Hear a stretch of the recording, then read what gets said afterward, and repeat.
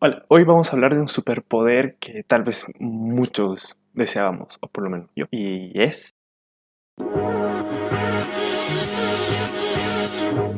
Pues la capacidad de teletransportar un objeto de un lugar a otro es una tecnología que podría cambiar el curso de nuestra civilización, ya que podríamos transportarnos sin necesidad de autos, aviones, barcos o trenes, volviendo obsoleta la variedad de industria de transporte. La versión más antigua del teletransporte podemos hallar en la Biblia, en el Nuevo Testamento, específicamente en Hechos capítulo 8 versículos del 36 al 40. Te dice: y saliendo del agua, el Espíritu del Señor arrebató a Felipe y el eunuco no volvió a verle, pero siguió gozoso su camino. Felipe, sin embargo, apareció en Azoto y viajó por todas las ciudades predicando la buena nueva hasta que llegó a Cesarea. ¡Gloria a Dios! ¡Esto ya falta! ¡Aleluya! El teletransporte también forma parte de la magia y los trucos de cualquier mago, como sacar conejos del sombrero, cartas debajo de la manga o sacar una moneda detrás de la oreja de alguien. Necesito una moneda. Y la primera vez que se menciona el teletransporte en la ciencia ficción es en 1877 en la historia de Edward Page, El hombre sin cuerpo, donde un científico es capaz de desensamblar los átomos de un gato y transmitirlos a través de un cable telegráfico, pero por desgracia cuando este científico intenta teletransportarse, la batería de su dispositivo se agota, por lo que solo consigue teletransportar su cabeza. La primera película donde aparece el teletransporte es en La Mosca, en 1958, que explora gráficamente qué pasa si el teletransporte sale mal. Pues mientras un científico trataba de teletransportarse de una habitación a otra, sus átomos se mezclan con los átomos de una mosca que por accidente había entrado en la cámara de teletransporte, y el científico se vuelve un monstruo que muta de manera grotesca y termina siendo mitad humano y mitad mosca. Y bueno, y podemos encontrar una parodia en Los Simpsons, en la casita del horror número 8, donde Bart se convierte en una mosca. Pero el teletransporte, antes de Los Simpsons, se hizo familiar en la cultura popular en la serie de Star Trek, donde se introdujo este instrumento debido a que el presupuesto de los estudios Paramount no alcanzaba para los costosos efectos especiales del aterrizaje y del despegue de las naves espaciales, por lo que resultó mucho más barato emitir a la tripulación de la Enterprise a su destino. Pero ¿sería posible en realidad teletransportarnos? Pues según la teoría newtoniana, claramente el teletransporte es imposible. Las leyes de Newton se basan en la idea de que la materia está hecha de minúsculas bolas de billar y bueno, los objetos no se mueven hasta que se les empuja. Pero en la teoría cuántica las partículas desaparecen y aparecen en un lugar diferente. 250 años de física newtoniana sufren una revolución en 1925, cuando Werner Heisenberg, Erwin Schrödinger y sus colegas desarrollaron la teoría cuántica. Al analizar las extrañas propiedades de los átomos, los físicos descubrieron que los electrones, al igual que los fotones, actuaban en función de ondas y hacían saltos cuánticos en sus movimientos aparentemente caóticos dentro de estas ondas. En 1905 Einstein había demostrado que las ondas luminosas también tenían propiedades de partícula, es decir, que pueden describirse como paquetes de energía llamados fotones. Pero en los años 20 estaba claro para Schrödinger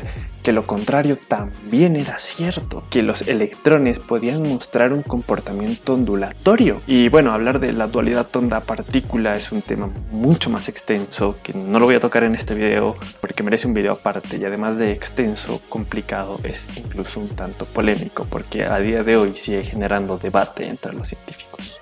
Pero continuemos. El hombre más relacionado con las ondas cuánticas es Schrödinger, que estableció la ecuación que lleva su nombre y que es una de las más importantes de toda la física. Cuando Schrödinger empezó a resolver la ecuación para los átomos de hidrógeno, encontró los niveles exactos de hidrógeno que habían sido catalogados por otros físicos anteriormente. Y de repente los físicos eran capaces de observar dentro del propio átomo, examinar con detalle las ondas que constituían sus capas electrónicas y extraer predicciones precisas para los niveles de energía que encajaban perfectamente con los datos. Pero quedaba una cuestión que obsesiona a los físicos hasta el día de hoy. Si el electrón está descrito por una onda, pues ¿qué está ondulando? Y pues esta pregunta fue respondida por Max Born, pues dijo que esta onda era una onda de probabilidad. Estas ondas solamente dan la probabilidad de encontrar un electrón en concreto en cualquier lugar y a cualquier distancia. Estamos diciendo que un electrón es una partícula partícula, pero la probabilidad de encontrar una partícula viene dada por la onda de Schrödinger. Cuando mayor es la onda en un punto, mayor es la probabilidad de encontrar la partícula en dicho punto. Y bueno, con este desarrollo el azar y la probabilidad se introducen en el corazón de la física, que hasta entonces nos había dado predicciones muy precisas y trayectorias detalladas, pasando desde las partículas a los planetas o incluso a los cometas. Esta incertidumbre fue codificada por Heisenberg cuando propuso el principio de incertidumbre. Estamos diciendo que no se puede conocer la velocidad y la posición exacta de un electrón, ni tampoco se puede conocer la energía exacta en un intervalo de tiempo. A nivel cuántico se violan todas las leyes básicas del sentido común. Los electrones pueden desaparecer y aparecer en otro lugar, y también pueden estar en muchos lugares al mismo tiempo. Y algo que resulta gracioso es que Einstein y Schrödinger, que podrían ser como los abuelos de la cuántica, estuvieran horrorizados por la introducción del azar en la física fundamental, por lo que Einstein llegó a escribir la célebre frase de que estoy seguro que el viejo no tira los dados, haciendo referencia a Dios. La teoría de Heisenberg era revolucionaria y controvertida, pero funcionaba, pues los físicos podían explicar un gran número de fenómenos intrigantes incluso para las leyes de la física y la química. Si bien el teletransporte es imposible para la física newtoniana, es posible para la física cuántica, pero tendríamos que esperar un poco de tiempo, no mucho más que la vida del universo, unos 13.700 millones de años, para que esto ocurriera a una escala macroscópica. Y bueno, sabemos que los electrones circulan alrededor del núcleo de un átomo, como un sistema solar en miniatura, pero sabemos que los átomos de un sistema solar son obviamente muy diferentes, porque si dos sistemas solares chocasen, se romperían, serían mierda, pero si los átomos colisionan, suelen formar moléculas perfectamente estables que comparten electrones. Pero ¿podríamos utilizar la teoría cuántica para teletransportar un objeto como en la ciencia ficción? Aunque la idea parezca sorprendente, la respuesta es un sí, pero un poco matizado. Pues la clave para un teletransporte proviene de un artículo publicado en 1935 escrito por Einstein y sus colegas Boris Podolsky y Nathan Russell, que irónicamente le pusieron nombre EPR por sus apellidos, para de una vez por todas acabar con la introducción de la probabilidad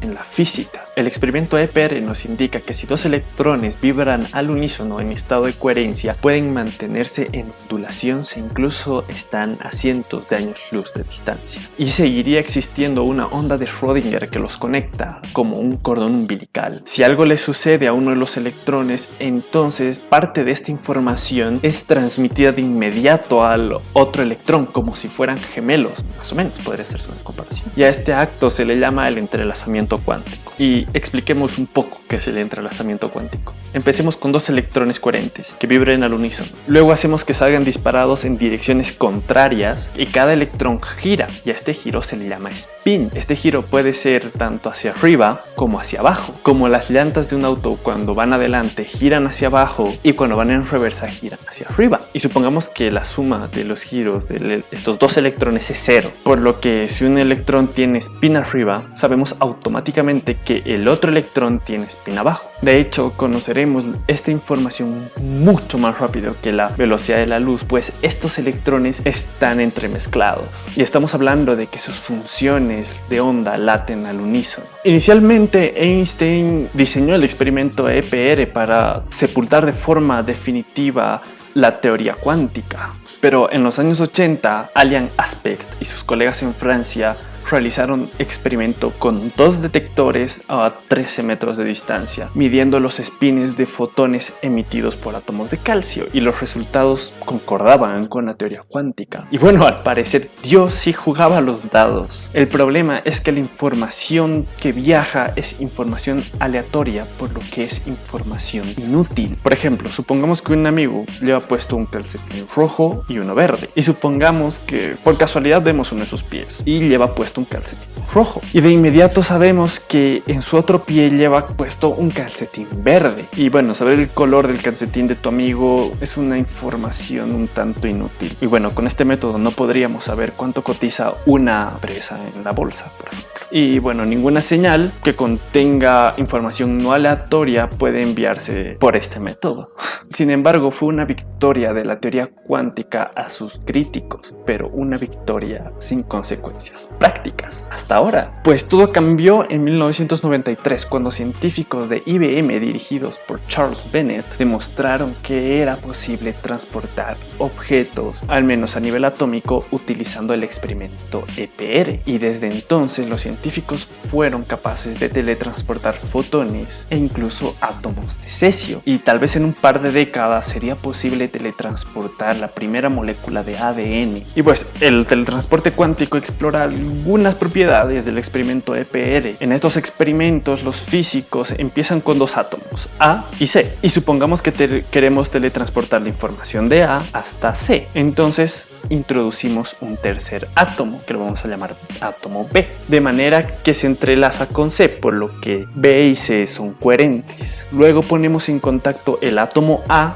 con el átomo B, y A transfiere su información a B, que se entrelazan en el proceso. Y puesto que B y C estaban entrelazados anteriormente, la información de A es transferida al átomo C. Pero tenemos que tener en cuenta que la información inicial de A ha sido destruida, de modo que no tendremos dos copias de A al final del teletransporte. Eso significa que si hipotéticamente te teletransportas, morirías en el proceso, pero la información de tu cuerpo estaría en otro lugar. Y también tenemos que tomar en cuenta que el átomo A no se ha movido hasta el átomo C. Por el contrario, la información del átomo A ha sido transferida al átomo C. Y bueno, luego de grandes avances con los fotones de luz, en 2004 el Instituto Nacional de Normas y Tecnologías de Washington DC consiguieron entrelazar 3 átomos de berilio y transferir sus propiedades de un átomo al otro. En 2006 se logró otro espectacular avance, pues físicos del Instituto de Niels Bohr en Copenhague y del Instituto Max Planck en Alemania, pues consiguieron entrelazar un haz luminoso con un gas de átomos de cesio, y por primera vez la información de billones de átomos contenida en un pulso láser fueron teletransportados a casi medio metro. Es poco, pero es un gran paso. Y en 2007 se produjo otro avance importante.